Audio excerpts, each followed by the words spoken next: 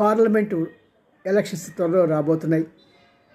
మరి అంతవరకు సామాన్య ప్రజలకు రెండు విషయాల్లో ఒక మంచి లాభం. ఒకటి అంటే పెట్రోలు డీజిల్ రేట్లు రెండు కూడా పెరగవు.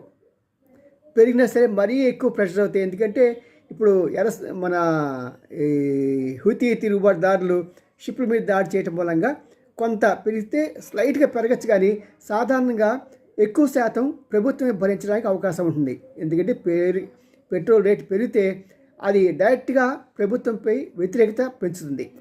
రెండవది మన మొబైల్ ఛార్జెస్ కూడా దారుణంగా పెరగడానికి అవకాశం ఉంది. కారణం ఏంటంటే ఇప్పుడున్న భారతదేశ మార్కెట్లో ఇద్దరే ప్లేయర్స్ ఉన్నారు. ఒకరేమో రిలయన్స్ వాళ్ళ జియో, రెండవది ఎయిర్టెల్. ఏ దేశంలో అయినా సరే ఇలాగా పోటీ తక్కువ ఉన్న సమయాల్లో వారిద్దరు ఏకమై రేట్లు పెంచడానికి అవకాశం ఉంటుంది. మరి పోలండి, మనకి ఎలక్షన్స్ వరకైనా సరే అవకాశం దొరికింది తక్కువ రేట్లోకి.